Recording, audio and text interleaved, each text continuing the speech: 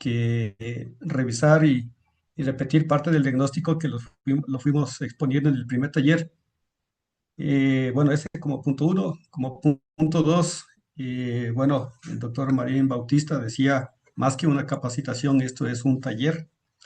Entonces, de nuestro lado, lo que vamos a hacer es tratar de construir una metodología de tasas de interés, poder interpretar, poder ver los conceptos para que ustedes puedan modificarlo ya casa adentro y a la vez poder criticar y poder ir viendo cómo se puede reconstruir este modelo.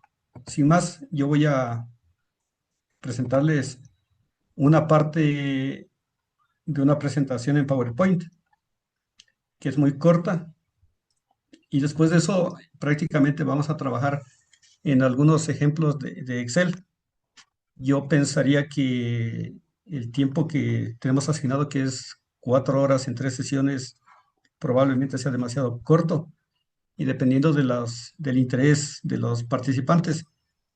No sé si estoy comprometiendo demasiado a FinanCop, pero sin embargo, digamos, yo me comprometería a poder explicar y ahondar todos los temas, sobre todo la parte operativa de cómo llegamos a la construcción. Miren, bueno, partiendo de ciertos temas, yo quiero aclarar de que no me voy a centrar exclusivamente a analizar todos los problemas financieros que tiene una cooperativa, una caja, un banco, sino que me voy a centrar concretamente en el tema de las tasas de interés. Me voy a centrar concretamente en la parte de los resultados, en el tema del margen y cómo este puede afectar sobre todo la estabilidad de una cooperativa, de una caja, de una mutualista o de la corporación en el caso del sector financiero popular y solidario. Yo quisiera arrancar, digamos, con los objetivos principales de lo que implica tener una metodología de tasas de interés. Técnicamente y prácticamente, para definir una metodología de tasa de interés, tenemos que analizar claramente la oferta y la demanda, tanto de crédito, que es lo que nos vamos a concentrar, pero asimismo la oferta y la demanda de depósitos. La tasa de interés, como ustedes conocen, es el precio de los activos o de los pasivos que nosotros pagamos o cobramos en función de que si existe o no existe demanda o existe o no existe recursos para hacer las respectivas ofertas. Y esto es importante que una parte lo vamos a encontrar aquí como los puntos de equilibrio que me, que me permita cubrir los gastos. Sin embargo, las decisiones que se tome en cada una de ellas va a depender mucho de cuánto liquidez yo tengo, por ejemplo, para bajar la tasa de interés pasiva, o cuánto de tasa de interés yo voy a cobrar, dependiendo de cuánto quiero colocar, siempre y cuando, aclaro esta parte, siempre y cuando estamos hablando que las colocaciones sean seguras, que cumplan los requisitos y que siempre estén enfocadas a temas de minimizar los riesgos. El otro, claro, entonces aquí viene la parte clave de todo esto. En términos de orden, la parte metodológica es que primero definamos cuál es la tasa pasiva y en función de eso poder determinar cuánto esto le cuesta a la activa para poder cubrir los costos de los depósitos. Sin embargo, por los tiempos vamos a hacer un ejercicio un poquito al revés. Vamos a determinar primero la parte de la metodología de la activa y después vamos a entender cómo contribuye el costo de fondeo y vamos a regresar a la tasa pasiva. Bueno, en la parte de crédito, lo que uno debería esperar es de que yo cobre una tasa que me permita cubrir todos mis gastos, al menos cubrir todos los gastos. ¿Para qué? Para evitar de que la entidad no tenga pérdidas o para evitar que la entidad no sufra descompensación en sus indicadores de patrimonio. Entonces, claro, vamos a determinar un punto de equilibrio. Y sobre ese punto de equilibrio, y es decisión del ALCO, decisión de los directivos o decisión de la gerencia saber cuánto es lo que quiero yo ganar como para poder tener un rubro sobre ese punto de equilibrio, que es el punto que deberíamos cobrar la tasa para no desequilibrar la solvencia financiera y la rentabilidad de una cooperativa. Claro, el tema de ir maximizando la rentabilidad siempre tiene que ser con prudencia financiera, es decir, que tiene que respetar el punto de equilibrio y sobre ese punto de equilibrio decidir las riendas de la cooperativa. Quiero crecer, quiero decrecer, quiero permanecer el mismo tamaño, etcétera, etcétera. Y claro, las tasas de interés también son una herramienta que me permite o nos debería permitir tomar las decisiones en la cooperativa, saber cuánto invierto en inversiones, sobre todo en la cuenta 11 y 13, cuánto colocamos en cartera de crédito, cuánto de captaciones hacemos, si queremos captaciones de corto o de largo plazo, y claro, se convierte en un tema de interés. Pero para definir estas tasas de interés debemos tomar algunas consideraciones y digamos que son las más importantes. Detrás de esto vienen otros detalles que los vamos a ir desarrollando durante el curso. Bueno, primero, que cuando hablamos de las tasas de interés de crédito, tenemos que necesariamente hablar cuál es la tasa de interés de los depósitos. Y para determinar sobre todo el tema de la tasa de los depósitos es conocer la liquidez. Y aquí viene un tema súper importante. Deberíamos nosotros conocer cuánta liquidez tenemos para poder operar el día a día, que es la liquidez operativa, y cuánta liquidez vamos a tener para poder cubrir los riesgos de liquidez. Y aquí es importante rescatar los modelos de stress testing y backtesting que asumen las cooperativas. Porque en estos modelos de stress testing y backtesting nos permite conocer cuál sería el potencial riesgo de una salida masiva de depósitos, porque probablemente muchos en 40 años o en 20 años, en 15 años, no hayan tenido un episodio de riesgo de liquidez.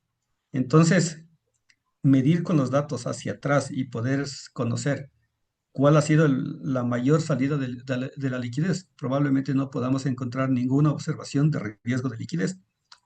Y como eso no existe, o es muy poco probable, o por muchos años, sobre todo de lo que se maneja la información estadística para poder hacer eso, eh, entonces, claro, no podemos tomar una decisión pensando de que si no tuve una salida de depósitos, nunca lo voy a tener. Y ahí viene, en esencia, el tema de utilizar los modelos de estrés.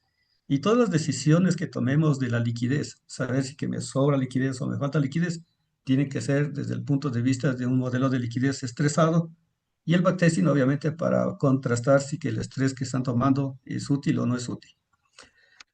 Y como les dije, siempre vamos a tomar el tema de considerar siempre la oferta y la demanda. Y también tenemos algunas limitaciones. Bueno, ustedes conocen que por normativa las tasas de interés en Ecuador no son de libre mercado, sobre todo las activas. Las pasivas sí, pero las activas no. Existen techos para cada uno de los segmentos de crédito. Eso implica que si en algún momento mi costo de producción o mi punto de equilibrio es muy alto, yo no voy a poder cobrar suficiente tasa para poder cubrir mis ingresos porque no puedo pasarme los límites máximos de la TA en cada uno de los segmentos. Entonces, esa es una restricción sumamente importante. La otra es la disponibilidad de la información, ¿no es cierto? Claro, el tema es poder cuantificar, poder medir, pero al mismo tiempo que cuando tomemos una decisión podamos hacer el monitoreo suficiente para poder chequear los impactos positivos o negativos que va a tener el tema del movimiento de las tasas de interés. Y aquí también, en algunos de los casos, se podría utilizar los reportes de riesgo de mercado que existen, pese a que esos tienen muchas limitaciones, porque los reportes de riesgo de mercado lo único que miden es qué pasaría si yo, cuál sería mi impacto en el margen financiero y mi impacto en el patrimonio si yo hago un cambio en las tasas de interés. Y claro, eso es bajo el supuesto de que la entidad ya tiene un equilibrio de tasas de interés, bajo el supuesto de que estoy en un momento adecuado, pero no me permite medir más allá. Entonces, sin embargo, se puede utilizar esos reportes acá.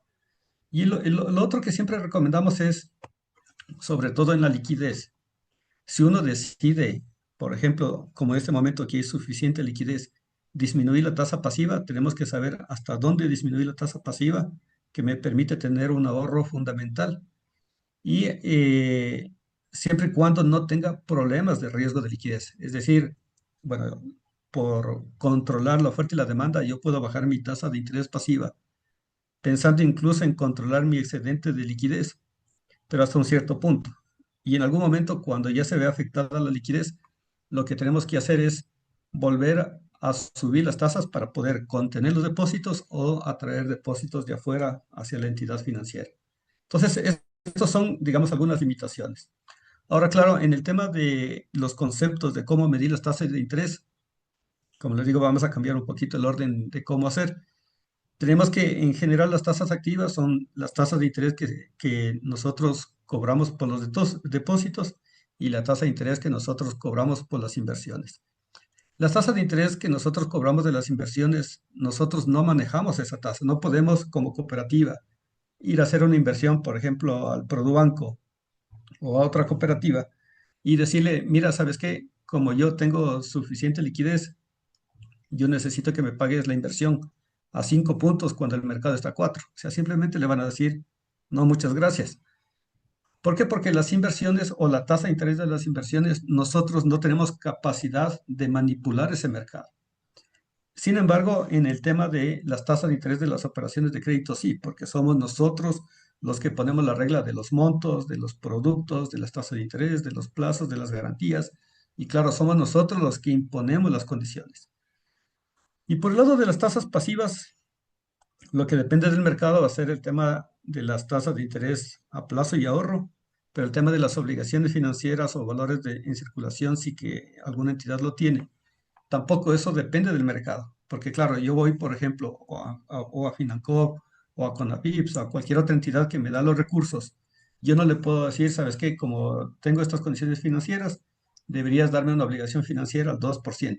O es la que te ofrecen y tú lo aceptas o lo rechazas, pero no tienes capacidad de mercado para poder ofertar el tema de las obligaciones financieras. Entonces, claro, el tema de cuando hablamos de manejar las tasas activas y pasivas, nos centramos a lo que está en nuestra capacidad y en nuestro rol de, de poder, déjenme darle aceptar para el tema de la transmisión, que me imagino que lo están haciendo por alguna red.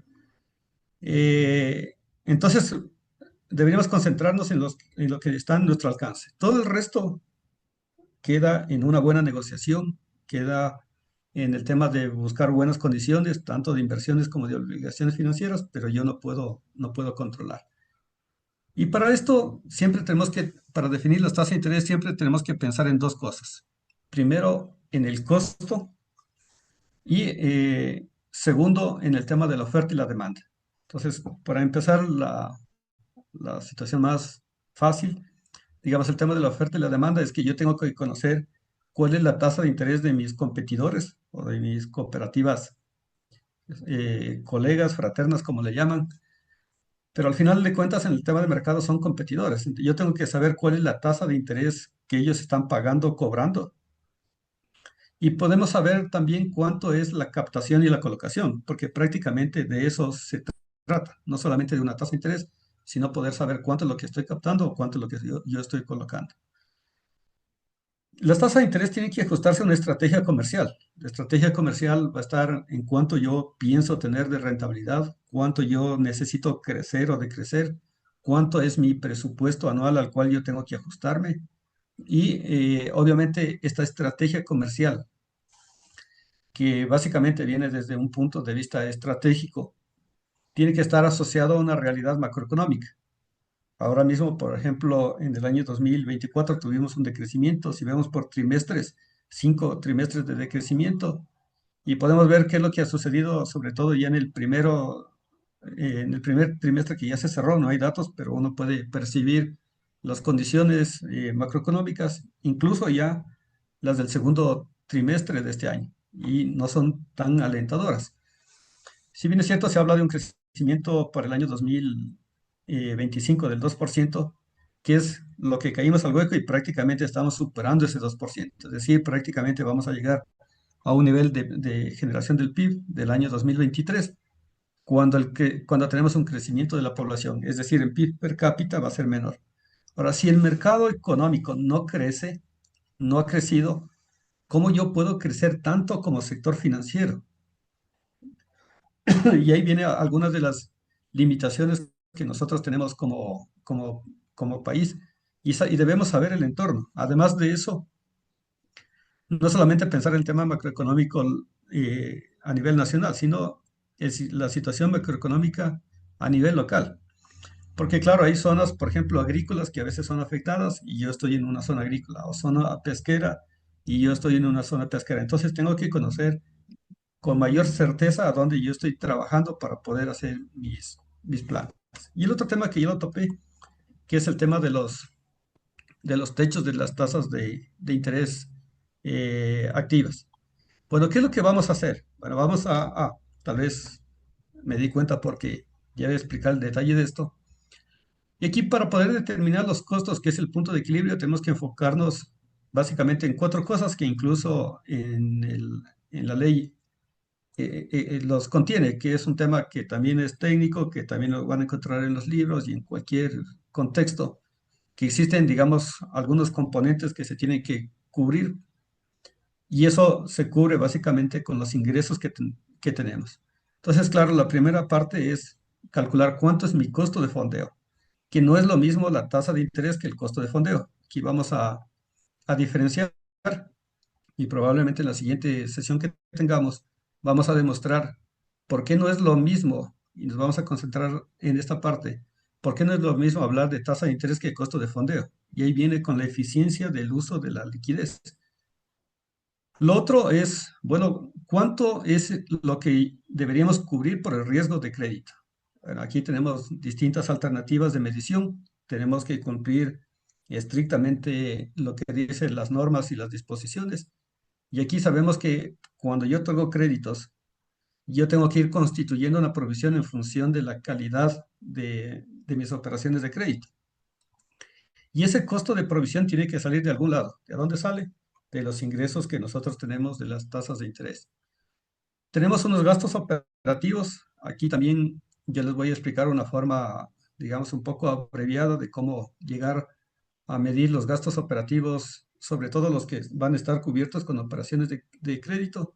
Y ustedes podrían profundizar incluso haciendo estudios de mercado, de costeo, para poder profundizar, siempre y cuando, digamos, los estudios de costeo estén bien fundamentados y nos permitan llegar a determinar unas tasas de interés, que es bien difícil. Yo recuerdo por experiencia, me tocó vivir en el año 2008, 2009 y 10, donde se cambió el esquema de tasa de interés, que se cobraban las tasas de interés y comisiones antes, se eliminaron las comisiones y se empezó a cobrar puramente la tasa de interés.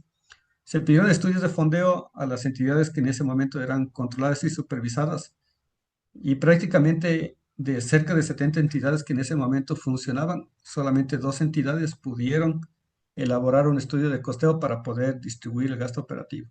Digamos, eso fue una idea clara de que no es sencillo poder tener estudios de costo para poder determinar y ajustar al tema de las tasas de interés. Y bajo esa experiencia, lo que voy a hacer es tratar de buscar supuestos que no están muy alejados de la realidad, pero que se los puede utilizar para cómo determinar el cubrir los gastos operativos. Y el otro es el costo de capital. Miren, claro, si los activos crecen, sobre todo si pensamos en el indicador de solvencia, como se mide normativamente, yo debería decir si mi patrimonio técnico constituido crece, tiene que crecer al mismo ritmo de los activos ponderados por riesgo. O en otras palabras, digamos, sin meternos al tema del cumplimiento normativo, lo que deberíamos decir es, si mi activo crece, mi patrimonio tiene que crecer prácticamente al mismo ritmo. ¿Cómo crece el patrimonio? Entonces, el patrimonio va a crecer de acuerdo a las aportaciones, de acuerdo a los excedentes. Y bueno, en el caso del sector cooperativo, existe el tema de lo que se inyecta a través de a los fondos irrepartibles de reserva, a través de las nuevas colocaciones de crédito, que es un tema que también hay que considerarlo.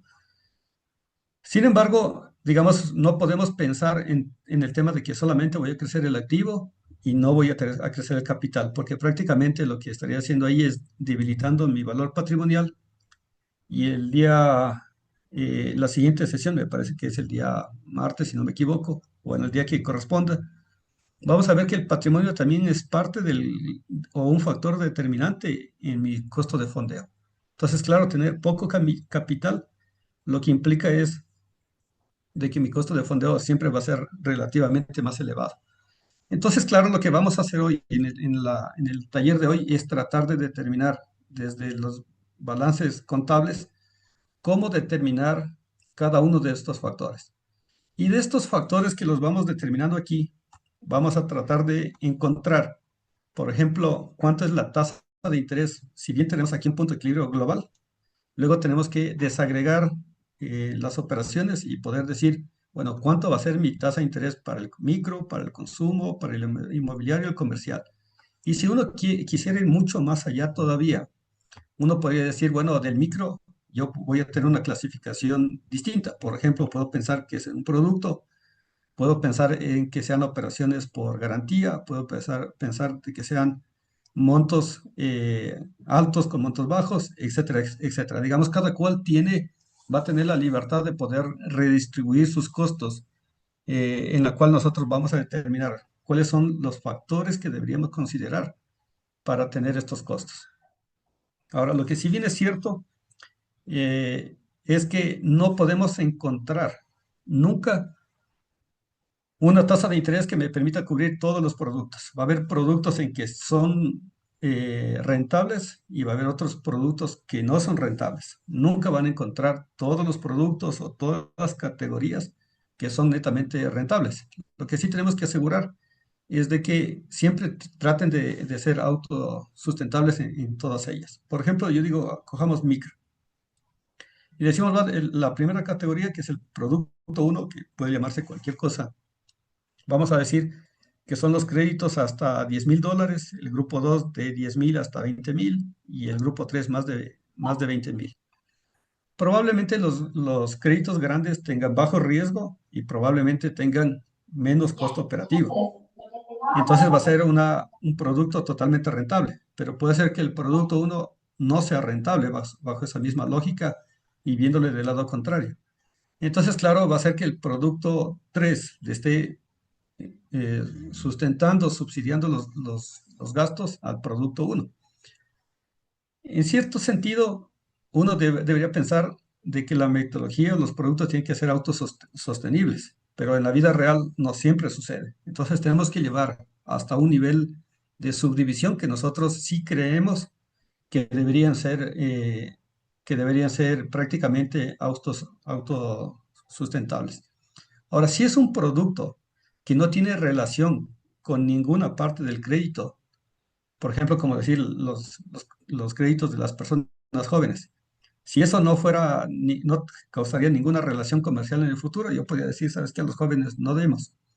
Pero puede ser que dar créditos a los jóvenes no es rentable, pero claro, no tengo otra forma de ir ganando mercado porque de esos jóvenes, una vez que se vayan filtrando y vayan madurando, yo me quedo ya con clientes buenos. Entonces, claro, digamos, tiene una relación comercial sumamente importante.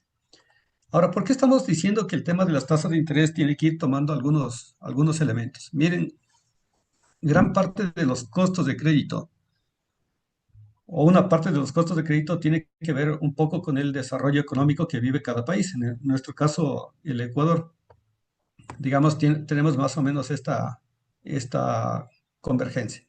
Bueno, aquí he tratado, bueno, pido disculpas que no me he olvidado de actualizar la lámina con los datos ya actuales, pero la lógica siempre va a ser la misma. Miren, es necesario ir entendiendo que cada vez que nosotros, estoy tratando de sacar el lapicito del Zoom, no lo encuentro, voy a tener que usar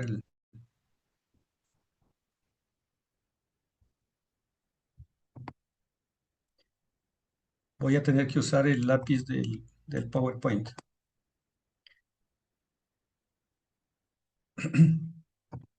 Miren, claro, esta es la línea de color naranja, es el ciclo económico y la línea de color azul es algo que esté contrastando. Entonces, claro, por ejemplo, aquí podemos ver el contraste respecto a las tasas pasivas.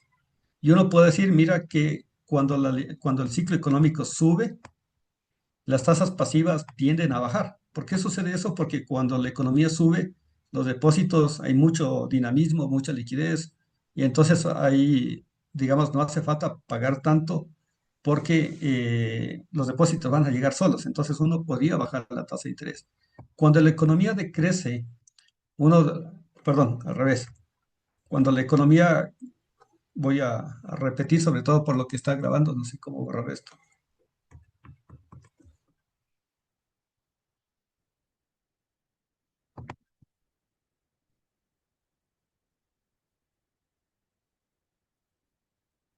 Bueno, disculpen un minuto de confusión de las curvas por no ir leyendo las etiquetas, pero miren, digamos, más o menos la lógica es similar, ¿no? Mire, cuando la economía decrece, digamos, aquí estamos hablando del año 2019, 2020, aquí, ¿qué es lo que pasa? Tenemos que necesariamente aumentar las tasas pasivas porque necesitamos contener los depositantes o en lo posible traernos los depositantes de una entidad a otra.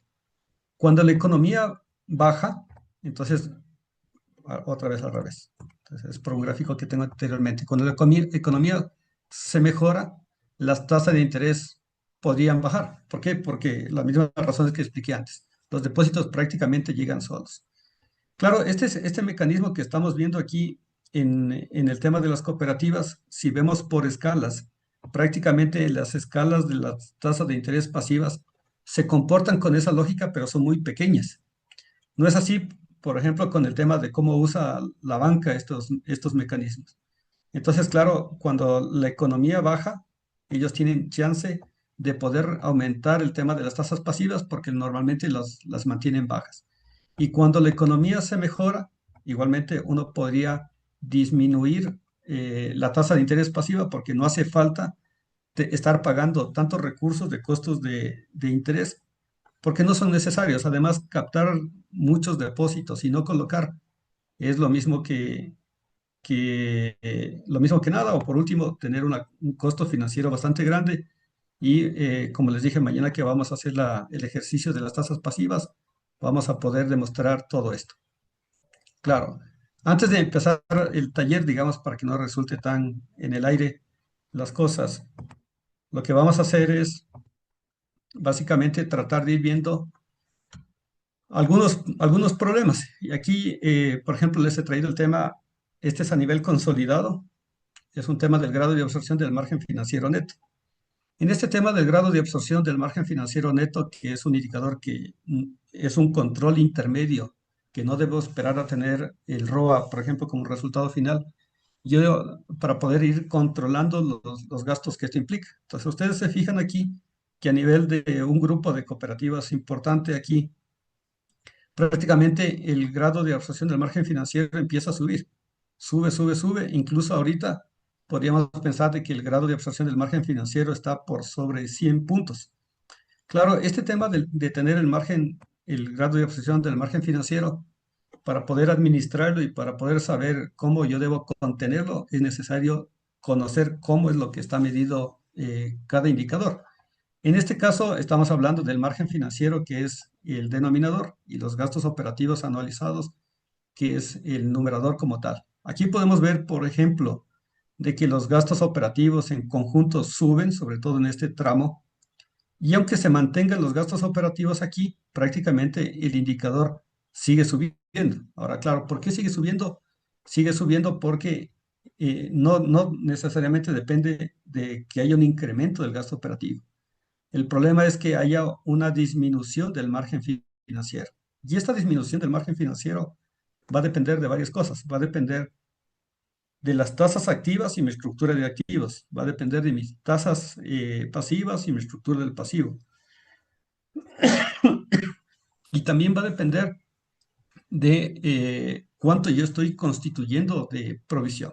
Ahora, claro, si el tema de la provisión es un problema que creemos que sea netamente un problema, podemos excluir el gasto de provisión y medir el grado de absorción del margen financiero bruto, que lo vamos a ver después, como para poder determinar si esta disminución es netamente por el tema de provisiones o es una disminución que tiene que ver netamente por el tema de la estructura de activos y pasivos y sus respectivas tasas de interés. Aquí yo les he sacado algunos ejemplos de algunas entidades por decirles, miren, hay entidades que el grado de absorción está trepándose mucho. He evitado no poner algunas entidades que los grados de absorción todavía están por los cielos. Y claro, uno podría pensar, bueno, ¿qué pasa? Los gastos operativos prácticamente igual aquí se congelan. Y miren, aquí tenemos una disminución del margen financiero prácticamente de los últimos 2 años. ¿Y por qué empieza a disminuir los gastos financieros? Vamos a tratar de ir abarcándolo más adelante. Miren, este es otro caso, donde el margen financiero por mucho tiempo ha estado por sobre el 100%, tiene una disminución del gasto operativo, pero no porque disminuye el gasto operativo significa que el margen financiero, el grado de absorción se va a corregir, porque no es necesariamente el problema del gasto operativo, el problema es del margen financiero. Entonces hay casos en que ustedes pueden simular y por más que disminuye el gasto operativo al 70%, incluso al 50%, o pueden en algunos casos bajarse el 70% del gasto operativo, que eso ya no tiene sentido. Igual el grado de absorción va a seguir aumentando, porque el problema no es necesariamente el gasto operativo. O sea, sí es un problema, pero no es lo único que yo debo corregir. Entonces, claro, decir que disminuir el gasto operativo me va a permitir cubrir el grado de absorción es una parte pequeña del problema. Aquí vemos claramente, por ejemplo, disminuye el gasto operativo y el grado de absorción sigue al alza. ¿Por qué? Porque el problema es prácticamente el margen financiero. Aquí, para no hablar de tantos temas negativos, he puesto un ejemplo del deber ser. Por ejemplo, miren aquí un grado de absorción por debajo incluso del 80%, con una reducción, miren, aquí hay una reducción del gasto operativo, pero el grado de absorción no se corrige. ¿Por qué? Porque si bien es cierto, a pesar de que el margen financiero sea alto, tiene una disminución y eso hace que el grado de absorción se vaya acercando hacia arriba. Claro, estos temas, digamos, aquí hay dos mensajes. La una es, yo tuve suficiente margen que por más que se disminuya, me permite todavía seguir cubriendo mis costos con creces y prácticamente no tiene ningún problema porque lo va absorbiendo con el tiempo. Aquí vemos, como yo les decía, el margen, el grado de absorción del margen financiero bruto. Entonces, aquí es sin considerar el tema de la provisión. Aquí no debo esperar de que sea el 100% nunca, porque prácticamente con este excedente que tengo acá es lo que yo debo cubrir, pero basta para poder entender un poco las diferencias. Aquí podemos ver, por ejemplo, que el margen financiero bruto a partir del año 2021, que es post-COVID, empezó a subir. Miren, a partir de este empieza a subir. ¿Qué es lo que implica? Implica que mi estructura del margen financiero bruto en la que no estoy considerando la provisión cada vez es menor en función de mis gastos operativos. Entonces, claro, aquí podemos ver, por ejemplo, de que hay una reducción pequeña de los gastos operativos, pero el indicador sigue al alza. ¿Por qué? Porque el denominador, que es el margen financiero, en este caso el margen financiero bruto, tiene una disminución más grande que el tema de los gastos operativos. Veamos otro caso. Miren, este es el caso, por ejemplo, de que mi margen financiero sube tremendamente, aquí sube tremendamente, y claro, y además vemos aquí una disminución del gasto operativo bastante fuerte. Y no esta disminución del gasto operativo fuerte no le va a permitir corregir nunca. Claro, ¿por qué? Porque el margen financiero disminuye mucho más rápido que sus propios gastos operativos. Esto es lo que uno esperaría, ¿no? Aquí he puesto en las láminas un deber ser. Deberíamos esperar de que el margen financiero bruto esté por debajo, tenga sus incrementos. Obviamente nunca vamos a poder nosotros decir que tiene que ser constante y peor ir contracorriente cuando la economía está mal, pensar de que vaya bien. Pero aquí, por ejemplo, podemos ir viendo cómo van los gastos operativos creciendo de forma natural y cómo el margen financiero va creciendo con una aceleración todavía más grande que los propios gastos operativos. Es por eso que muchas veces en algunas recomendaciones que hacen los expertos lo va haciendo, se lo hace en muchos de la banca nacional y de la banca internacional, algunas cooperativas también lo implementan, es que el gasto operativo tiene que crecer porque es fundamental que mientras crece la cooperativa vaya creciendo su gasto operativo, siempre y cuando se vaya corrigiendo los riesgos, me refiero, ¿no?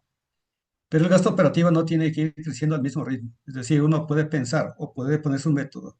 Es decir, si yo voy a crecer el 10%, mi gasto operativo tiene que crecer el 60% de ese valor, es decir, 6%, de tal forma que nos permite ir absorbiendo esos gastos en el tiempo. Ahora, claro, este tema de la gestión del grado de absorción del margen financiero bruto y neto incluso tiene aquí algunos conceptos. Uno es el gasto operativo como tal, pero otro es poder administrar todo lo que es el spread de tasas. Claro, ¿cómo yo hago y cómo empiezo a disminuir este tema? Bueno, primero tengo que disminuir el gasto operativo, sin duda. Siempre la optimización del gasto operativo va a favorecer a toda costa, no importa, digamos, si estemos en un buen momento, un mal momento, es algo que uno debería decir, voy a optimizar los gastos operativos todo el tiempo, pero de la misma forma, si vamos creciendo con un riesgo controlado, el gasto operativo tiene que permitirme hacer economías de escala. Si yo soy una entidad tan pequeña, mis gastos operativos en términos proporcionales van a ser muy altos. Si yo soy una entidad muy grande, mis gastos operativos van a ser muy bajos. De hecho, si ustedes comparan la eficiencia institucional que se mide el gasto operativo respecto a los activos o a la cartera promedio respecto a los activos productivos promedio, se van a dar cuenta que en los últimos años esa relación baja. Claro, ¿por qué baja? Porque las entidades, sobre todo en el caso ecuatoriano, han tenido un crecimiento importante de tamaño. El tema es que lo que no puede darse es que tengamos un crecimiento de tamaño de la cooperativa evadiendo los riesgos, y eso es algo que nos cuesta mucho. El otro tema es bajarse el costo de fondeo. ¿Cómo yo me bajo el costo de fondeo? Bueno, la básica, bajar las tasas pasivas, pero lo otro es ir optimizando el tema de las inversiones.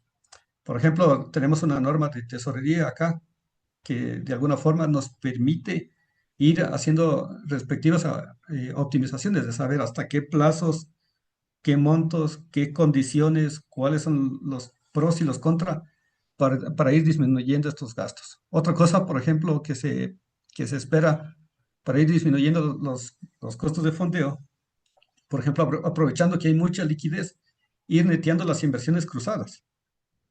Porque las inversiones cruzadas no solamente que uno puede decir no me cuesta nada si yo te coloco 1 millón al 5 y tú me colocas 1 millón al 5%, decir, güey, salgo tablas. No es cierto, porque de los 5 millones que yo capté, yo tengo que hacer aportaciones a las EPS, tengo que una parte de eso ponerle a 0% en el Banco Central del Ecuador. Y además, en función de eso, tengo que contribuir a la COSEDE.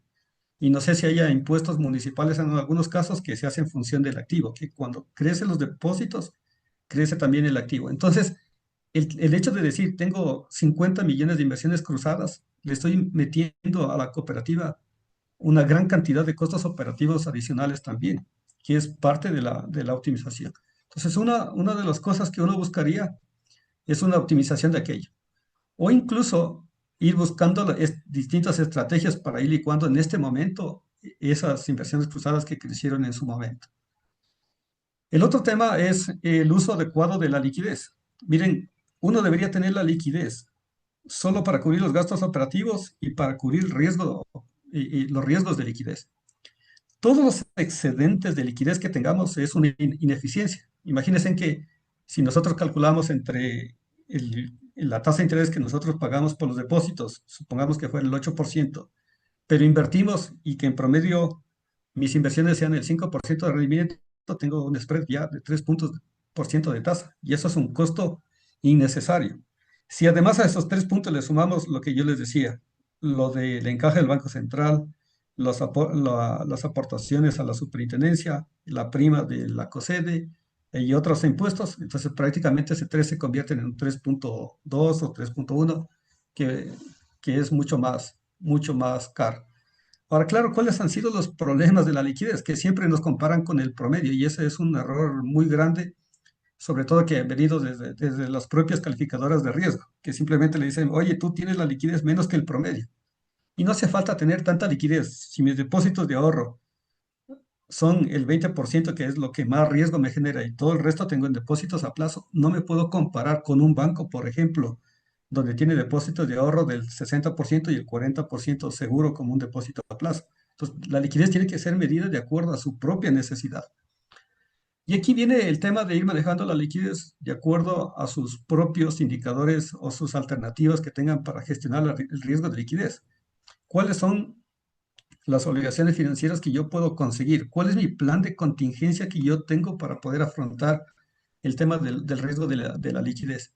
Y tratar de evacuar y quitarnos de encima toda esa carga operativa de excesos de liquidez. Entonces, digamos, ustedes tienen normas que cumplir y límites que cumplir que, que de alguna forma, digamos, no son tan exigentes, pero uno debería tratar de uno mismo considerar todos los escenarios de estrés para poder saber cuánto de liquidez necesito. Y todo el resto es un excedente que me genera un costo. Y ese costo hay que tratar de írselo bajando. El otro tema es de las tasas activas, ¿no? Aquí hay un tema, subir las tasas. Bueno, aquí le puse a revisar porque no necesariamente es subir por el tema del Banco Central del Ecuador. Y aquí hay que tomar en cuenta lo siguiente, que primero tiene que cumplir el punto de equilibrio y sobre el punto de equilibrio nos queda el margen para nosotros poder subir, hacer campañas, crecer, decir un extracto o generar un producto con una tasa de interés baja para poder dinamizar el mercado, etcétera, etcétera. Entonces, claro, el otro tema de todo esto es bajarle el punto de equilibrio, que es la parte más compleja de todo esto. ¿Cómo baja el punto de equilibrio? Es bajarle los costos, bajar costo de fondeo, bajar el riesgo de crédito, bajar los gastos operativos, o por último, yo controlar el crecimiento que de alguna forma me permite cuantificar cuánto de capital yo puedo tener. Ventajosamente, como les decía, el capital, en nuestro caso, se ha ido alimentando por las reservas, eh, por lo que se aporta al fondo irrepartible de reservas. Miren, para concluir esta primera parte teórica es el tema del spread de tasas, ¿no? Miren, esta es la diferencia de tasas activas y pasivas. Aquí al inicio que ven es el año 2006, 2007, que era otro mundo y ahí había una montaña de comisiones. Pero a partir de esa fecha, por ejemplo, ustedes ven que el spread de tasas cada vez va disminuyendo, disminuyendo, disminuyendo todo el tiempo. Y si vemos en los últimos 3, 4 años, el spread de tasas va disminuyendo. Y uno puede decir, pero ¿por qué me disminuye el spread de tasas si yo nunca he cambiado la tasa y si me he mantenido con tasas fijas los últimos 10 años? No es necesariamente eso, porque las tasas de interés pasivas, por ejemplo, van a ir cambiando, van a ir subiendo conforme van cambiando mis tipos de depósitos. Si yo antes tenía muchos depósitos de ahorro y ahora tengo muy pocos depósitos de ahorro, el simple hecho de cambiar la estructura de los depósitos ya hace que mi tasa de interés promedio ponderada suba. Si en los depósitos a plazo yo antes tenía en promedio un año y ahora tengo en promedio un año y medio, o tengo depósitos más de 3 años plazo, eso hace que mi tasa de interés pasiva vaya aumentando, así no haya cambiado el valor de las tasas de interés. Es por eso que es importante ir gestionando los pasivos de la misma forma, los activos no. Miren, los activos sí tienen un decrecimiento muy lento. Aquí hubo un tema en este periodo, bueno, aquí si ven, he ido ocultando cierta información para no caer en una discusión un poco superficial. Claro, hubo un tema donde prácticamente las entidades empezaron a bajar tasas de interés, como en este caso, para tratar de colocar más, que es un doble error, ¿no? Porque el tema de que cuando yo coloco, cuando yo coloco mucho, lo que tengo que esperar es de que mis gastos de provisiones en el mediano y corto plazo me va a exigir mucho. Es decir, yo quiero crecer, entonces yo debo fondearme de suficientes recursos para poder constituir mi provisión en el futuro, que me va a demandar mucho. Y para esto les he puesto este ejemplo. Miren, aquí tenemos un ejemplo de la morosidad, en la cual podemos ver que, miren, en esta fase donde se crece radicalmente la colocación de crédito, están viendo aquí, lo que pasa es que la mora en el futuro, todo lo que yo coloqué aquí, voy a ver eso en cartera improductiva. ¿Por qué? Porque la mora no necesariamente se ve al otro día de que coloco el crédito, sino se ve cuando los créditos empiezan a madurar dependiendo de las cosechas y dependiendo de cómo es la forma que yo coloco los créditos. Entonces, si yo espero crecer, lo que tengo que hacer es asegurarme de guardar recursos para poder constituir provisión por toda esta montaña que se me viene. Entonces, claro, al inicio, cuando recién se empieza a colocar, miren, la morosidad en principio baja, pero Cuando esta colocación más grande se traduce en activos improductivos más grandes, es cuando empieza la morosidad. Y claro, esta morosidad implica más provisión. Y si implica más provisión y no tengo, y además bajé la tasa de interés para colocar más y no he guardado nada de recursos, entonces prácticamente llego a ese punto y no tengo con qué constituir las provisiones. Yo les voy a mostrar ahora un ejemplo, como les decía, yo me voy a enfocar y les vamos a compartir incluso estos modelos para que ustedes los puedan analizar. Los vamos a ir chequeando aquí, vamos a ir viendo cómo se va construyendo estos temas de los costos. Básicamente los voy explicando en este archivo Excel. Y bueno, algunos temas por los tiempos no los voy a ir profundizando, pero bueno, las fórmulas lo determinan por sí solo, pero lo que me interesa un poco más es ir entendiendo los conceptos. Miren, lo que vamos a arrancar aquí es con lo siguiente. Bueno, vamos a tratar de medir cada uno de los costos y vamos a clasificar esos cuatro costos, como veíamos, costos de fondeo, costos de capitalización, los costos de riesgo y los gastos operativos en dos grupos. Un grupo que le llamamos fijos y otro grupo que le llamamos como costos variables. Estos grupos que son fijos porque no va a depender del tipo de crédito, no va a depender del producto, el dinero es fungible y del costo de fondeo va a ser lo mismo. Es decir, yo no capto depósitos, o le puedo decir a la gente, bueno, los depósitos que vienen de las mujeres son para colocar consumo y los depósitos que vienen de los hombres son para colocar micro. Entonces, como el micro es más caro, a los hombres les voy a pagar menos porque necesito cubrir los gastos.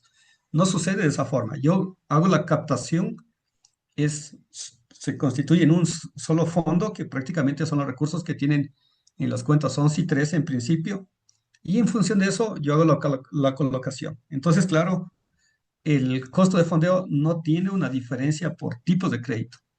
Alguien podrá discutir que sí, que no. De hecho, la metodología que sacó el Banco Central en el año 2022, si no me equivoco, o antes, es una metodología que carece de varios conceptos y de un criterio práctico. De hecho, al no calcularles y que el valor salía cualquier cosa, lo que hicieron es, bueno, súmale más 4 puntos y con eso le equilibraron más o menos al promedio que en ese momento salía, que es algo que muchas cooperativas de haber asumido esa metodología es parte del error, ¿no? O sea, habría que pasarle un trocito de la factura al Banco Central. Pero bueno, digamos, vamos viendo estos temas. Los costos fijos. ¿Cómo se determina el costo fijo? ¿No es cierto? El costo de fondeo y el costo de capital. Miren, aquí lo que vamos a ir viendo es que todas las cuentas que manejemos aquí, de flujos, que sobre todo son de las cuentas 4 y de las cuentas 5, se utilizan de forma anualizada y las cuentas de la cartera bruta se toman de forma promediada. Aquí no está escrito de esa forma por simplificar, pero siempre se trabaja de esa forma. Y lo otro es que, bueno, si nos queda tiempo al final, les voy a explicar una forma de cómo se debe anualizar y de cómo se debe promediar eh, para calcular el tema de tasa de interés, que no es la clásica contable. La clásica contable es que uno el flujo lo multiplica por 2 y lo divide para el mes y esa es la anualización, digamos, clásica y ya pasado de moda. Pero hay otra forma de poder, y eso genera picos, además que si uno lo toma y empieza a tomar decisiones con eso, puede ser que el dato de enero le cambie radicalmente con el dato de diciembre o radicalmente con el dato de marzo, porque son cosas totalmente no controladas. Entonces aquí va a haber una forma de anualizar distinta, sencilla, y recoge todos los conceptos, ¿no? Bueno, los diciembres, por ejemplo, va a coincidir, pero no van a encontrar nunca estos picos, ¿no? De hecho, por ejemplo, en estos gráficos que yo les mostraba hace un rato, que bueno, los tengo aquí mismo en la presentación. Miren, estos gráficos de aquí no tienen nunca esos picos, tienen su propia variabilidad, por lo que estamos cogiendo distintas entidades, pero cuando uno analiza ya una entidad por entidad, no lleva esos picos. Ahora, ¿qué medimos aquí? Bueno, aquí lo que decimos es, bueno, ¿qué es el costo de fondeo? Aquí deberíamos decir es, ¿cuánto es lo que yo tengo que pagar de tasa de interés y comisiones? Las comisiones como les dije, casi no existen, pero por si acaso exista por ahí algún recurso, sobre todo en los depósitos, la vamos a incluir. Pero al mismo tiempo, no solamente este es el gasto que yo tengo que cubrir, porque de otro lado, cuando yo recibo depósitos, gran parte de los depósitos yo los tengo colocados en inversiones o en fondos disponibles. Reciba mucho, reciba poco, yo recibo interés por esas inversiones. Entonces, claro, aquí lo que decimos es que a esos gastos le vamos a descontar el ingreso de las inversiones. En otras palabras, aquí lo que estamos diciendo es que el ingreso que yo reciba de las inversiones me va a ayudar a pagar los depósitos, el interés de los depósitos. No solamente lo pago con la cartera de crédito. ¿Sí? Eso es importante tener este ajuste que lo vemos aquí. Solo ustedes hagan el ejemplo. Supónganse en que no tienen nada de cartera de crédito. No existe cartera de crédito. ¿Qué es lo que vamos a tener? Básicamente lo que vamos a tener ahí es un costo descontado de las inversiones. O del otro lado, supóngase en que tengan todito colocado en cartera y nada en inversiones, que sería imposible porque, o, bueno, sí sería posible si que yo tengo todos mis recursos en caja y Banco Central, básicamente por temas normativos. Entonces, como eso no me genera nada, sería lo mismo que quitar este parámetro de aquí. Y lo otro lo vamos considerando siempre con la cartera bruta. Si no hay forma de calcular la tasa de interés cogiendo el patrimonio, cogiendo el activo, siempre lo vamos a coger con la cartera bruta promedio, como les decía. Entonces, este costo que lo vemos aquí, ustedes lo vamos a ir encontrando acá. Miren, yo les voy a ir explicando en forma de taller para que ustedes lo vayan identificando. Bueno, voy a irme un poquito de regreso. Esos costos los van a encontrar aquí. Miren, costo de fondeo. Entonces, aquí tienen este costo de fondeo, que básicamente lo que hacemos aquí es dividir.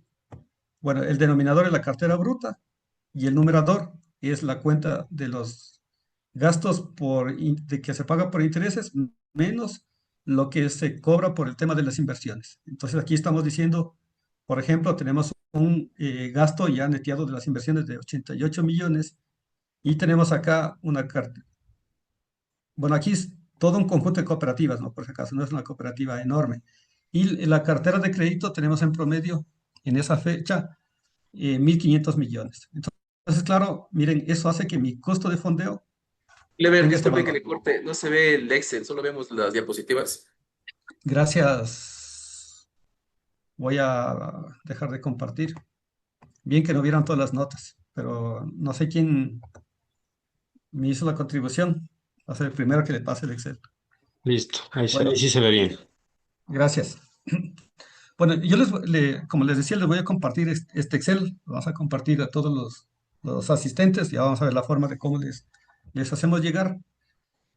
Mire, yo les voy mostrando más o menos a dónde están las cosas y si que nos sobra tiempo o si que podemos hacer unas reuniones tutoriales ex post, con todo gusto podemos explicar. Pero miren, bueno, el primer tema es aquí que vamos a ver el costo de fondeo. Entonces aquí el costo de fondeo está utilizado básicamente lo que estaba en la ecuación anterior. En el denominador la cartera bruta promedio y en el numerador tenemos aquí los gastos de pago de interés descontado de los ingresos que tenemos de las inversiones. Entonces, si dividimos 86 millones para 1.400 millones, prácticamente aquí tenemos un costo de fondeo de aproximadamente 5% de tasa de interés. Claro, aquí, miren, va a depender mucho de los recursos que tengamos, ¿no?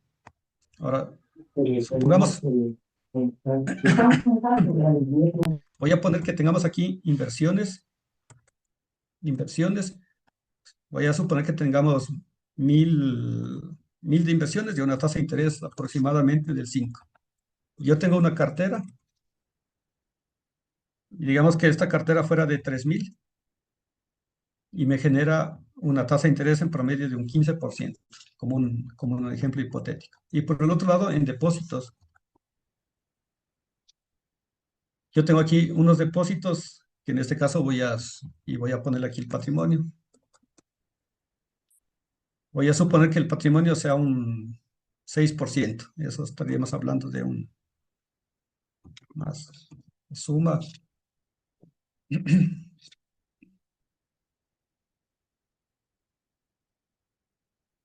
Estaríamos hablando de unos 600,000 y básicamente de 3,400,000 para el tema de depósitos. ¿Qué tal si esta tasa de interés fuera del 8% en promedio? Bueno, ¿no es cierto? Y el patrimonio, digamos, prácticamente no tiene costo, ¿no es cierto? Este es cómo generamos aquí los recursos. Si yo digo, voy a ver cuántos ingresos yo tengo al año, prácticamente la multiplicación de estos dos y sumados. Entonces, prácticamente yo digo, voy a tener ingresos, aquí en este caso, $500,000, pensando que son en millones. Y en este caso voy a tener de gastos esto por esto. Entonces, aquí tengo prácticamente ingresos por 500,000 y menos gastos por esta cantidad de acá. Claro, el simple hecho de pasar recursos de inversiones a tener mucha liquidez, podría llevar este tema, por ejemplo, de tener aquí, como un ejemplo, 1,500 y acá 2,500 en cartera de crédito. ¿Qué es lo que pasa? Claro, ya el ingreso ya me bajó de 500 a 450 y mi excedente solamente de esta operación bajó de 288 a 178. Es decir, claro, solo el tema de tener ahí, de cambiar un rubro por otro rubro, y es un tema que me permite generar más recursos. Y eso va a depender muchísimo aquí en el tema de la tasa de interés. Luego vamos a ver cuánto de liquidez tenemos aquí y cuánto es la tasa pasiva que realmente es de esto. Entonces, miren, si nosotros vemos y graficamos esta serie en el tiempo, voy a ponerla así.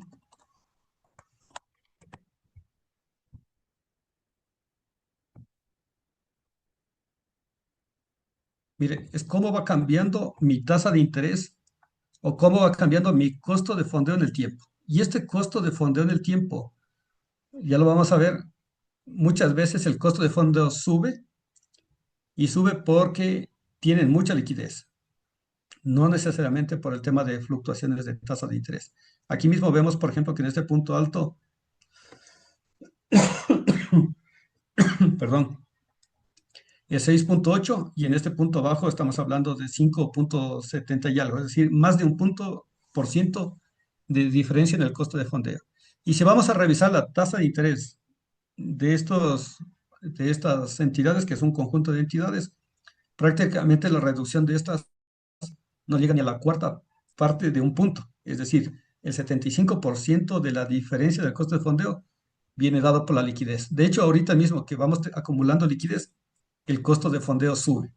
Y si ustedes se fijan, el comportamiento de las tasas de interés, el comportamiento de las tasas de interés va a la baja. Entonces, ¿por qué la tasa de interés baja y mi costo de fondeo sube? Sube, pero por la liquidez. De hecho, les voy a mostrar, déjenme ver si que puedo mostrarles aquí.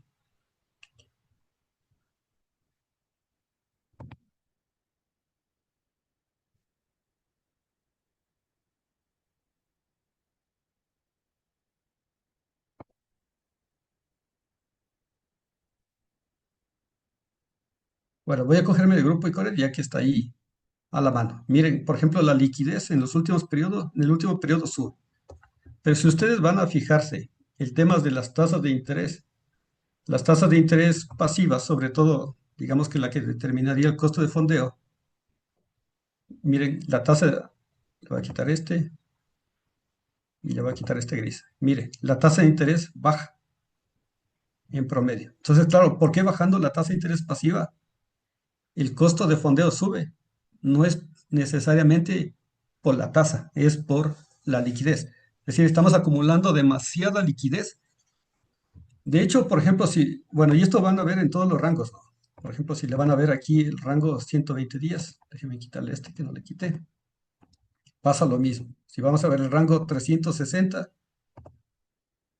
miren, prácticamente pasa lo mismo. O sea, no importa los rangos que tengamos, no importa el rango que tengamos, siempre está disminuyendo la tasa. Pero claro, el problema de esto es la liquidez. Como yo les decía, miren, si cogemos aquí, por ejemplo, los índices de liquidez de segunda línea, miren, este es el indicador de liquidez de segunda línea. Estos son más o menos los tramos de aceptación y tolerancia al riesgo. Y vemos que aquí sube la liquidez.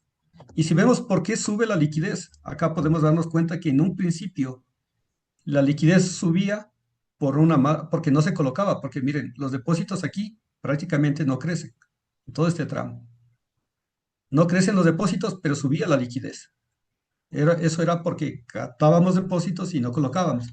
Pero de donde tengo puesto la manito del cursor del gráfico derecho inferior, podemos darnos cuenta que ya los depósitos empezaron a subir.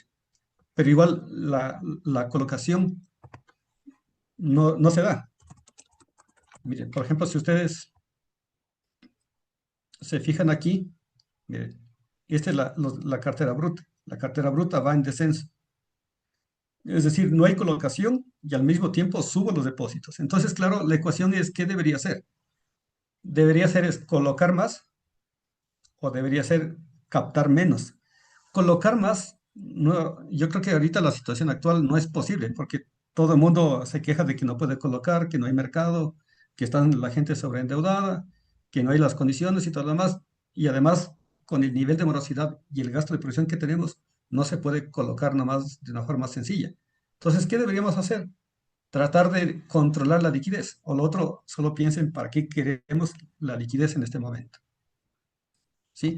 Bueno, entonces, digamos, son algunas reflexiones ya que vamos viendo aquí. Voy a borrar este gráfico y lo vamos teniendo en el cálculo. El otro tema es el costo de capitalización, que es el otro fijo aquí, ¿no es cierto? El costo de capitalización lo vamos a medir. Disculpen que no les ponga en maximización del PowerPoint, pero creo que sí se ve, ¿no es cierto? Ahí.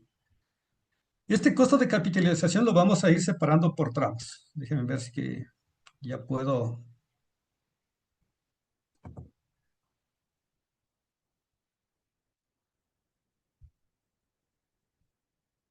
No tengo el botoncito de escribir, pero bueno, voy a tratar de hacerlo aquí. Miren, si nosotros medimos aquí cómo se mide la capitalización, aquí tenemos bueno, algunas cosas. Primero, esta es la velocidad de crecimiento del activo productivo. Es decir, por ejemplo, yo puedo pensar que el crecimiento de mi activo productivo es el 15%. ¿Sí? Me puedo imaginar que es el 15% que es la tasa del crecimiento de los recursos.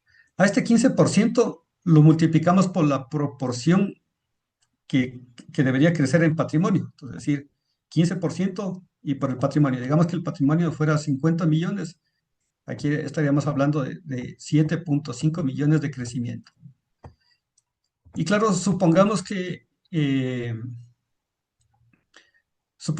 la cartera bruta son 400 millones. Entonces, claro, aquí yo tengo la cartera bruta 400 millones. Entonces, dividimos y prácticamente yo digo debería cobrar un 1%, un 0% y todo lo demás, ¿no es cierto? Ahora, claro, el tema es que no siempre, esto es bajo el supuesto de que el capital se va a alimentar con los excedentes. El problema es que cuando se alimenta directamente de los excedentes, aquí lo que deberíamos hacer es que este rubro que tenemos aquí, del 7.5, deberíamos dividirlo más o menos para 0.65. ¿Por qué? Porque el 35% de los excedentes se van para impuestos y repartición de utilidades. Entonces, si yo gano 7.5, al final del día, después de haber pagado impuestos, me voy a quedar con menos. Entonces, yo tengo que ganar más. De hecho, si alguien ya lo dividió 7.5 para 0.65, les va a dar un rubro cercano, superior a 9 millones de dólares. Entonces, eso significa que yo debo cobrar más. Ventajosamente, ventajosamente, nosotros, gran parte de estos recursos, nosotros tenemos aquí lo que se alimenta el patrimonio por el Fondo Irrepartible de Reservas. Entonces, si a esto le descontamos el Fondo Irrepartible de Reservas, es el costo de capitalización. Ahora, lo que no puede pasar es que lo que cobremos del Fondo Irrepartible de Reservas permita compensar las pérdidas financieras. Es decir, si todo esto, ya me quedé sin lámina porque, bueno, sí puedo borrar esto. Si todo esto es lo que yo debo cobrar, si todo esto es lo que yo debo cobrar para tener un crecimiento del patrimonio y le descuento de cuánto medido en tasa yo tengo por los fondos irrepartibles de reserva. Ahora, supongamos que, que yo tengo aquí, en lugar de tener ganancia, tengo una pérdida.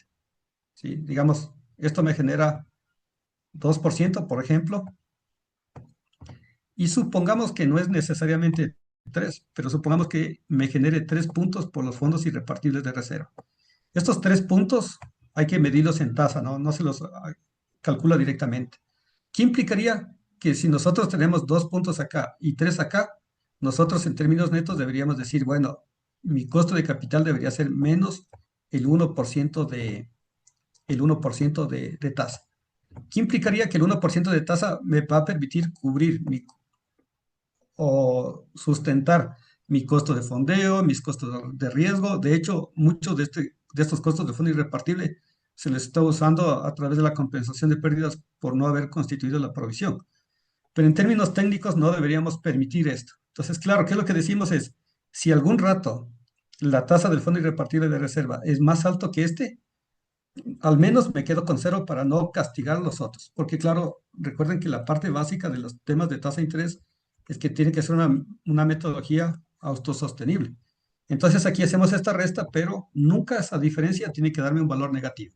Es decir, yo no puedo sacrificar eh, recursos de crecimiento negativo y compensarlos con el fondo irrepartible de reserva. Al menos no debería partir de ese supuesto. Si ya no lo logro, hay que usarlo. Por último, lo han usado, pero no deberíamos partir de que ese debería ser un elemento para contribuir a mi costo de equilibrio. Si nos vamos al tema de las tasas, me confirman si están viendo ahí, aquí el Excel. Entonces, si nos vamos al tema de tasas, mire, la fórmula que yo le estaba contando es prácticamente esta, ¿no es cierto? Esta resta que está aquí, no sé si la ven arriba en la fórmula, esta es la tasa a lo que se mide de haber cobrado el fondo irrepartible de reserva, y esta es la tasa que se está cobrando por el tema de el crecimiento del activo. Miren, ¿cómo vemos? Aquí vemos el crecimiento del activo, aquí vemos el patrimonio y aquí vemos la cartera bruta. Este es, digamos, lo que yo les expliqué en la fórmula.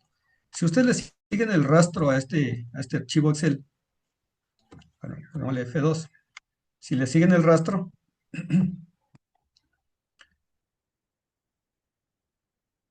bueno, aquí está el patrimonio, que es el tema del numerador. Acá está la cartera bruta, que es la que siempre lo utilizamos, la promedio. Y aquí está incremento, el incremento anual del patrimonio productivo. Entonces, miren, aquí hacemos cuánto es la diferencia y medido en porcentaje, ¿no? Que es esta relación que está aquí. ¿Sí? Espero que no se vea dañado el archivo, pero está bien. Ahora, ¿cómo medimos el tema de la tasa de los fondos irrepartibles de reserva? Digamos, tienen dos mecanismos para poder medir el fondo irrepartible de reserva en función de la tasa. La una es del porcentaje que cobren en cada cooperativa, calcular cuánto es el porcentaje de los nuevos créditos, porque solamente por norma se cobra sobre la nueva colocación, y eso anualizarlo, porque si yo le descuento 3% al inicio, no significa que necesariamente es el 3% de puntos. Si esto se vuelve complicado porque tenían que hacerlo por operación, podemos hacer lo siguiente. Bueno, ¿cuánto es lo que yo constituí de la cuenta de los fondos irrepartibles de reserva en el último año? Porque recuerden que la tasa es anual. Aquí tenía puesto un ojo. Ya voy a explicar por qué el ojo, este de aquí. Entonces calculamos aquí y le decimos, mira, ¿cuánto es la tasa de crecimiento de los recursos? ¿Cuánto ha crecido del patrimonio en el último año dividido para la cartera bruta, que es el común denominador de todos? Ahora, ¿cómo me vengo aquí? Prácticamente para poder saber cuánto crecí de los fondos irrepartibles de reserva, lo que yo vengo y determino aquí de la cuenta en la que yo contabilizo. Entonces aquí, si ustedes se fijan, solamente estoy restando una cuenta, que prácticamente es la diferencia de esta cuenta donde se contabilizan los fondos irrepartibles de reserva. Este ojo lo he puesto acá.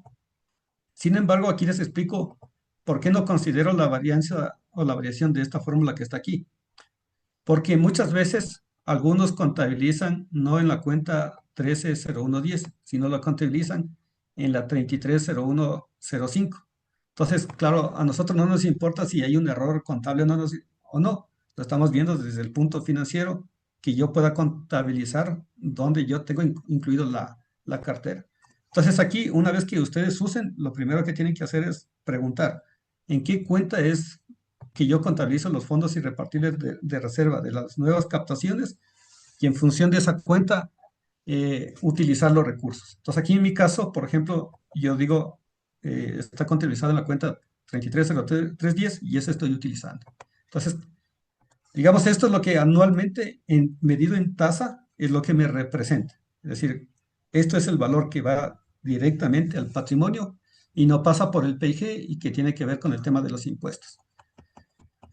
Bueno, me pasé de tiempo unos 10 minutos, estaba viendo ahí los tiempos, se supone que deberíamos acabar a las 10:15, pero mañana, bueno, la siguiente reunión, les voy a explicar cómo medir la parte más compleja de esto, cómo medir el crédito y los gastos operativos y además de eso, cómo los vamos a distribuir por tipo de crédito, por garantía y ese tipo de cosas. Que es algo que lo vamos a desglosar bastante bien, ¿no? Porque estos costos de fondeo y estos costos de capital son comunes y no importa el tipo de crédito, el producto que tengamos, van a ser constantes y que son los más sencillos. No sé si tengan alguna pregunta al respecto. Bueno, como ya les instruyeron que lo hagan en el chat, voy a revisar el chat. Clever, que por favor les envíes el anexo. Ahí No sé el si lo anexo les voy a podemos pasar hacer. la siguiente clase una Sí. vez que les explique la otra parte, porque si les mando ahorita, No, no, no, y está bien para que vengan la siguiente clase. Nos sí, dice sí, es el David, enganche. No, no, de si se hecho, les establece. habíamos ofrecido que les vamos a compartir los modelos para que los tengan eh, y los van a poder aterrizar y medir bien en cada una de las copias. Ya, ahora, Clever, si tenemos unas preguntitas. A ver, dice, si se establece una metodología de costeo para la fijación de tasas de interés con el objetivo de mejorar el margen de intermediación financiera, ¿se perdería colocación por las tasas que maneja la competencia y el sector en general? ¿Qué estrategias se pueden implementar para reducir este efecto y mejorar el margen de IF? Mira, yo creo que aprovechando esta pregunta, podría decir uno de las cosas que cometemos como cooperativas, que muchas veces el tema de que pagamos una tasa por tratar de acaparar el 100% de los depósitos con un costo tremendamente alto. Y es un tema de subir las tasas de interés pasivas de una forma bastante elevada. Eh, sí que se van una parte de los depósitos, es justo el tema de manejar las tasas para controlar la oferta y la demanda. Es decir, yo de gana pago tasas por tratar de que ningún depositante se me vaya. O la otra es que yo debería bajar mi tasa de interés pasiva lo más que pueda y dejar de que se me vaya un 2, un 3, un 5% de los depósitos y yo me ahorro por dos lados. He bajado la tasa de interés para el 95% de los depósitos que no se me van y además me he sacado de la espalda un 5% de la liquidez que tengo un excedente que también me genera un gasto. Entonces tengo beneficios dobles. Y ese, el único concepto que hay por detrás para poder mantener unas tasas tremendamente altas, en algunos casos casi quebrando a las cooperativas, es por mantener el tamaño. Y el tamaño no necesariamente es el principal objetivo de una entidad financiera. El tamaño no representa nada. Lo que debería representar es la solidez, la consistencia, el mantenimiento en el tiempo. Muchas cooperativas han crecido tanto, tanto, tanto, que prácticamente les obligan luego su propio dinamismo financiero, tienen que bajar de tamaño. Incluso el bajar de tamaño es una recomendación para poder sostener la entidad. Si ustedes van y revisan las recomendaciones de Basilea, le dice, mira, si que quieres mantenerte en tal cosa, disminuye el tamaño. Y claro, el tamaño no me voy a disminuir necesariamente por cerrar una oficina, por salirme del mercado abruptamente, sino me salgo inteligentemente. ¿Cuál es el mecanismo de bajarme inteligentemente? Bajándome el costo. Y si me bajo la tasa al cero y nadie se me va mejor, o sea, me quedo con una cantidad enorme de depositantes, pero con un costo tendiendo a cero. Bueno, no, en la vida práctica no es tanto así, pero para poder explicar de una manera rápida cómo es el efecto de la tasa pasiva, creo que sí se puede entender.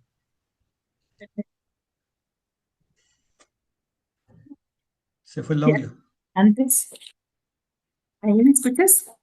Sí.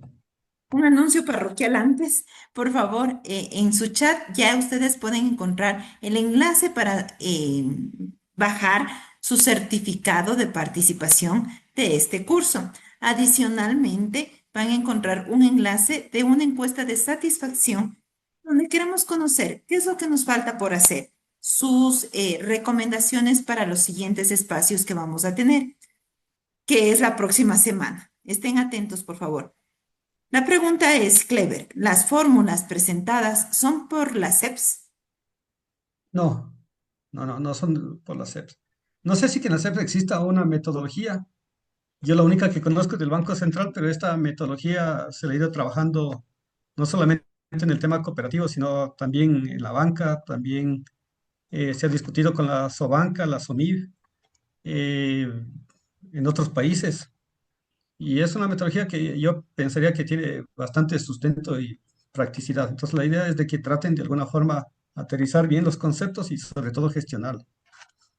Perfecto. Cuando excedo los límites de los indicadores de liquidez estructural, ¿qué debería hacer? Redefinir metas comerciales, a lo mejor, si estas deben constar dentro del plan de contingencia. A ver, tal vez decirle que el tema de la liquidez estructural no mide absolutamente nada. Entonces yo no consideraría ese como un factor para tomar decisiones. Yo les diría, utilicen su metodología de brechas estresada para tomar decisiones. Si ustedes se fijan, por ejemplo, la volatilidad de las fuentes de fondeo, la volatilidad de las fuentes de fondeo, si multiplican por 2 o por 2,5 llega al 4 o 5%, y con liquidez del 4 o 5% solamente les permitiría cubrir sus riesgos, su liquidez operativa, más no una liquidez por riesgo. Y el otro tema, sí que consideran el 50% de los 100 grandes depositantes a 90 días. Si ustedes quitan de ahí las inversiones cruzadas, prácticamente no les queda en nada. Entonces, digamos, demasiado arriesgado tomar una decisión de unos límites normativos que no mide nada.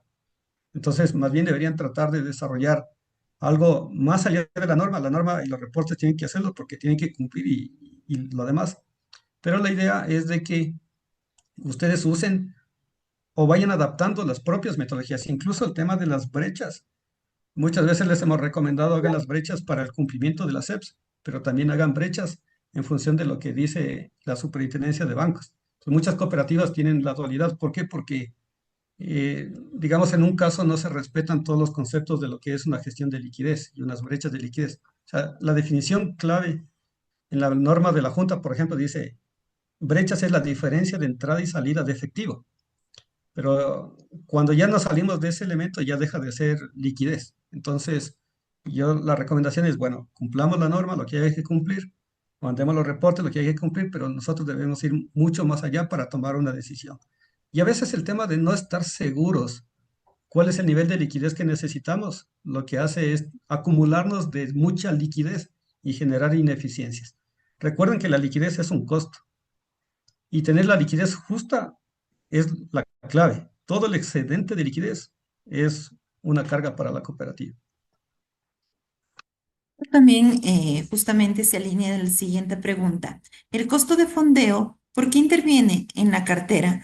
Porque el costo de fondeo dado por la CEPS no interviene en la cartera bruta. Bueno, no les puedo dar respuesta de la CEPS. Yo casi no sigo los indicadores de la CEPS. Bueno, lo he dicho varias veces. Y no conozco que haya una metodología, entonces más bien ahí, si quieren que revisar, les pido disculpas la ignorancia. Yo no puedo responder ese tema de la CEP, pero conceptualmente el costo de fondeo hay que sacarlo del interés de los depósitos, o si no, ¿quién va a pagar los intereses de los depósitos? Ustedes tienen ingresos bien marcados, tienen ingresos prácticamente por cartera de crédito, por inversiones, que sí está incluido, tienen ingresos por sus servicios financieros, que está incluido como parte del análisis, lo van a ver a posteriori, y tienen todos los temas, por ejemplo, de rendimientos de valoración de inversiones o rendimiento del markup de seguros. Pero esos temas deberían estar por fuera de la intermediación financiera. Porque si yo tengo un negocio, por ejemplo, invertido en algún lado y que he ganado por la revalorización de activos 100,000, no tengo que gastarme esos 100,000 que gané por un negocio e incluirlos en el costo del crédito, porque se supone que el principio fundamental para determinar un costo de equilibrio es el tema de que las metodologías tienen que ser o los productos tienen que ser autosustentables. No es así, por ejemplo, el tema de los depósitos o los servicios, porque los depósitos y el crédito son completamente relacionados, ¿no?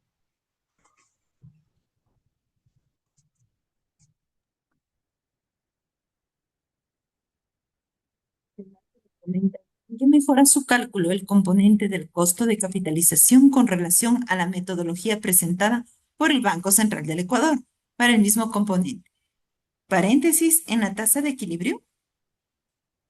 Bueno, yo no quiero hablar muy mal, digamos, de una entidad en la que yo trabajé 10 años, pero creo que al inicio dije que la metodología del Banco Central es un tema que no lleva ni los conceptos financieros ni la lógica de sumar tasas. O sea, matemáticamente, por ejemplo, cuando uno suma algo, tiene que asegurarse que cuando suma tiene por lo menos el mismo denominador. O por último, tiene que hacer, para sumar quebrados, lo que hay que hacer es el factor común denominador. Allá suman distintas cosas que no tienen ninguna lógica. Entonces, prácticamente, matemáticamente, nunca la he seguido. La conozco porque participé de los debates como parte del sector cooperativo, estuvimos con la banca, la SOFIPSE y un montón de entidades participantes, y se le dijo al Banco Central el día previo, hasta el día previo a su lanzamiento, que era una metodología que no tenía sustento, ni técnico, ni práctico, ni teórico. Entonces, prácticamente yo la conozco bastante al detalle, conozco incluso las decisiones, pero no es una metodología que debería utilizarse para aplicarla.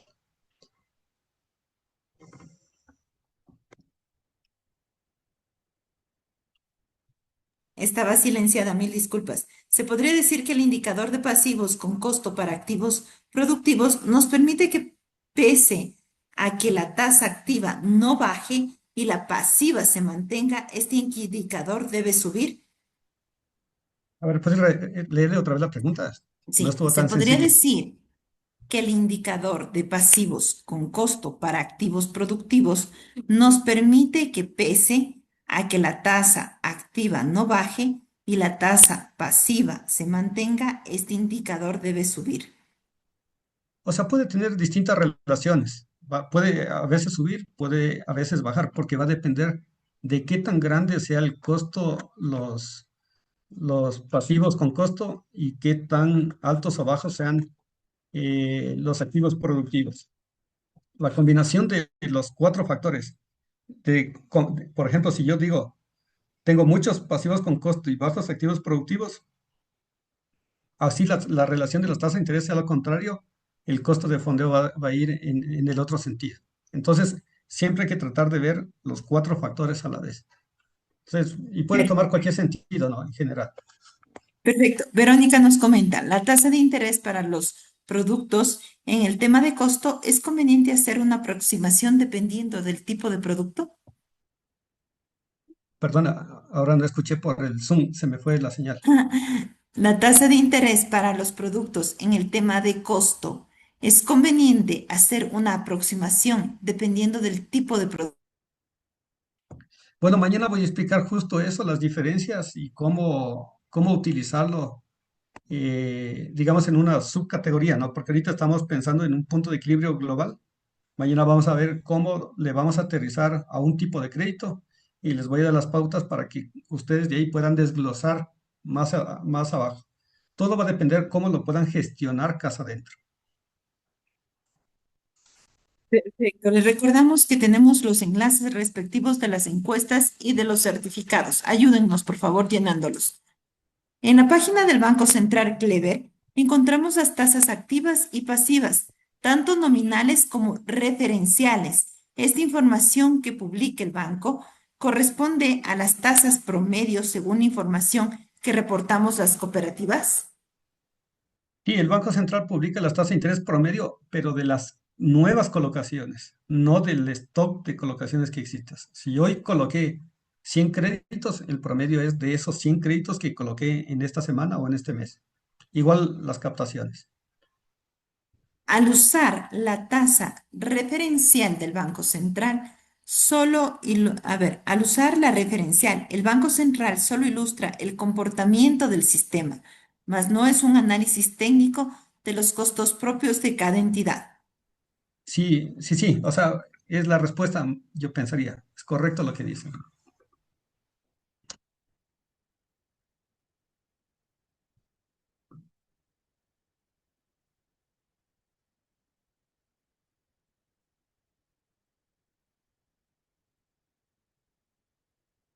Angie, estás con el micrófono muteado.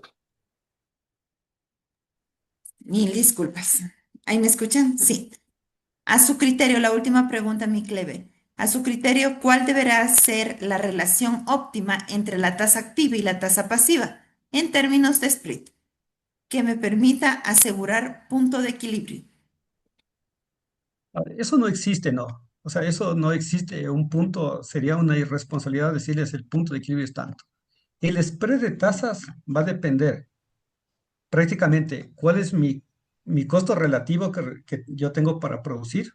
Va a depender cuál es el nivel de riesgo que yo tengo en las captaciones, que es el nivel de las provisiones que tengo que constituir, y va a depender también de mi ritmo de crecimiento que yo tengo, o sobre todo cuánto es lo que yo voy a capitalizar a la cooperativa.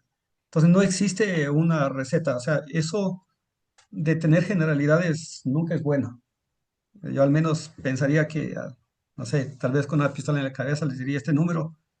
Claro, lo que ustedes sí tienen que medirse es casa adentro, cuánto es lo que de costo tiene cada uno, y dependiendo de eso definir el spread. Sí, que es prácticamente lo que vamos a tratar de terminar el ejercicio el día de mañana. Perfecto. No es mañana la reunión, Clever. Ah, ¿Cuándo perdón, es? siempre ando pensando de la reunión, la siguiente En el día reunión. de mañana. A ver, ¿cuál es la siguiente fecha? Si me ayudan, por favor. Es del día Me 24 de parece junio. 24. Sí, 24 de 24 y junio. 2 de junio, perdón. Recuerden, tenemos una cita el 24 de junio a las 9 horas con Clever Mejía para continuar con este tema. Nosotros, por nuestra parte, les queremos agradecer a todos su participación el día de hoy. Recuerden que en el chat se encuentra el enlace para la encuesta de satisfacción y también se encuentra el enlace para su certificación. Les agradecemos infinitamente y les esperamos el 24 de junio para la nueva clase con Clever. Muchísimas gracias. Muchas gracias también con todos. Nos vemos el martes. Gracias.